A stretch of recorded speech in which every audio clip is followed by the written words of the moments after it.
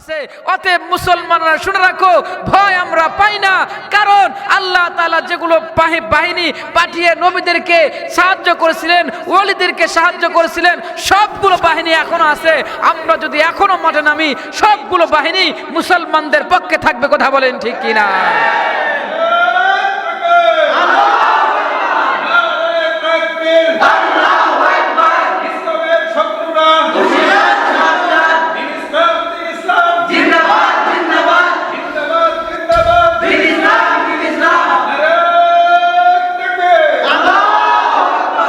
এই জন্য আমরা মুসলমানরা কাউকে ভয় পাই না। আমাদের ভয় শুধু একমাত্র আল্লাহ তাআলাকে। কথা বলেন ঠিক কিনা?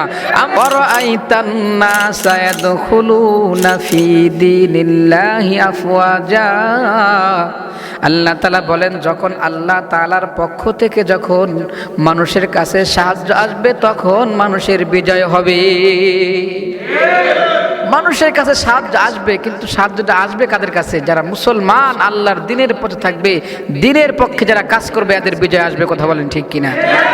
আর আমরা যদি আমাদের আগের জামানার ইতিহাসগুলো দেখি, তাহলে আমরা দেখতে পাই যে আল্লাহ তাআলা প্রত্যেকটা নবী রাসূলকে, প্রত্যেকটা ওলি আউলিয়াদেরকে আল্লাহ তাআলার সাহায্য দিয়ে তাদেরকে সহযোগিতা করে বিজয় দান করেছেন। কথা বলেন ঠিক কিনা? আমরা যদি লক্ষ্য করি হযরত ইব্রাহিম আলাইহিস সালাতু ওয়াস সালামের দিকে, আল্লাহ পাক রব্বুল আলামিন হযরত ইব্রাহিম আলাইহিস সালাতু ওয়াস সালামকে সাহায্য করেছিলেন।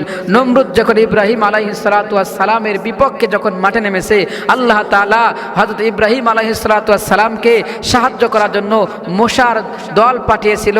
আল্লাহ তাআলা একটা ন্যাংরা মশা দিয়ে নমরুদের মধ্যে একজন বিশাল বড় কাফেরকে দুনিয়ার থেকে ধূলিসাৎ করে দিয়েছে। কথা বলেন ঠিক কিনা?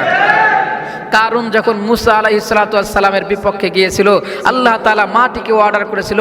মাটি তখন হযরত মুসা আলাইহিস সালাতু ওয়াস সালামের সাহায্যের জন্য কাজ করেছিল। হযরত মুসা পয়গম্বর যখন তিনি কাজ করেছিলেন, তখন আল্লাহ তাআলা হযরত মুসা আলাইহিস সালাতু ওয়াস সালামকে ফেরাউনের বিপক্ষে মুসা আলাইহিস সালামের সাহায্যের জন্য পানিকে হুকুম করেছিল। পানি হযরত মুসা আলাইহিস সালামের সাথী হয়ে ফেরাউনের গোষ্ঠীকে নিপাত করেছিল। কথা বলেন ঠিক কিনা? আমাদের নবীজি সাল্লাল্লাহু আলাইহি সাল্লামকে আল্লাহ তাআলা বদরের প্রান্তে কালো অন্ধকার রাত্রি দিয়া এবং ফেরেশতার মাধ্যমে সাহায্য করেছিলেন। আল্লাহ তাআলা খন্দকের যুদ্ধে নবীজি সাল্লাল্লাহু আলাইহি সাল্লামকে ঝড় তুফান দিয়ে সাহায্য করেছিলেন। এই জালিমের গোষ্ঠীরা শুনে রাখ, যে আল্লাহ তাআলা ইব্রাহিম আলাইহিস সালাতু ওয়াস সালামকে মশার মাধ্যমে সাহায্য করেছিল, সেই মশা কিন্তু এখনো আছে। আল্লাহর বাহিনী হযরতে আল্লাহ পাক রব্বুল আলামিন হযরতে মুসা আলাইহিস সালাতু ওয়াস সালামকে পানি দিয়ে সাহায্য করেছিলেন। আল্লাহর বাহিনী পানি এখনো পর্যন্ত আছে। আল্লাহ তাআলা কারণকে ধ্বংস করেছিল মাটি আল্লাহর বাহিনী এখনো পর্যন্ত আছে। ঝড় তুফান আল্লাহর পাঠানো বাহিনী, ঝড় তুফানে এখন পর্যন্ত আছে। আল্লাহ পাক রব্বুল আলামিন কালো অন্ধকার দিয়ে ফেরেশতার মাধ্যমে বদরের প্রান্তে আল্লাহ তাআলা মুসলমানদেরকে বিজয় দিয়েছিলেন, সেই বাহিনী এখনো আছে। অতএব মুসলমানরা শুনে রাখো, ভয় আমরা পাই না, কারণ আল্লাহ তাআলা যেগুলো বাহিনী পাঠিয়ে নবীদেরকে সাহায্য করেছিলেন, ওলিদেরকে সাহায্য করেছিলেন, সবগুলো বাহিনী এখনো আছে। আমরা যদি এখনো মাঠে নামি, সবগুলো বাহিনী মুসলমানদের পক্ষে থাকবে। কথা বলেন ঠিক কিনা?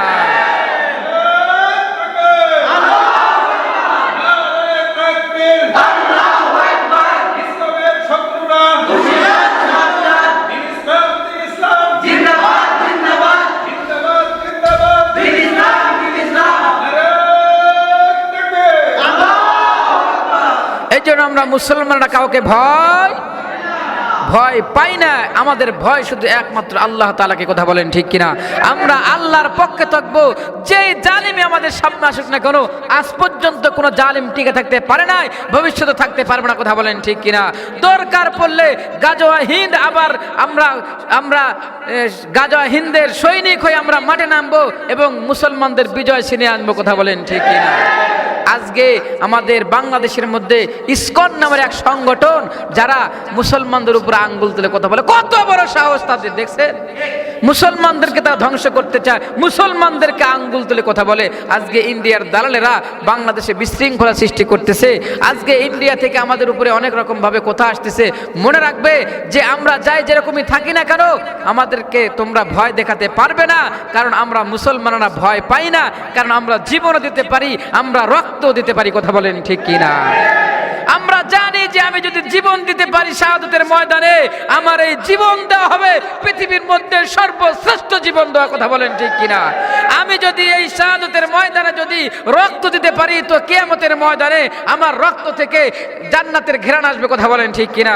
এজন্য মুসলমানদেরকে তোমরা কোনোদিন ডাবাইতে পারবে না, মুসলমানদেরকে তোমরা কোনো কথা বলবে না, মুসলমানদের দিকে যদি তোমরা যদি আঙ্গুল তুলে কথা বলো, মনে রাখবে তোমাদের ধ্বংস অবিলম্বে হবে, কথা বলেন ঠিক কিনা?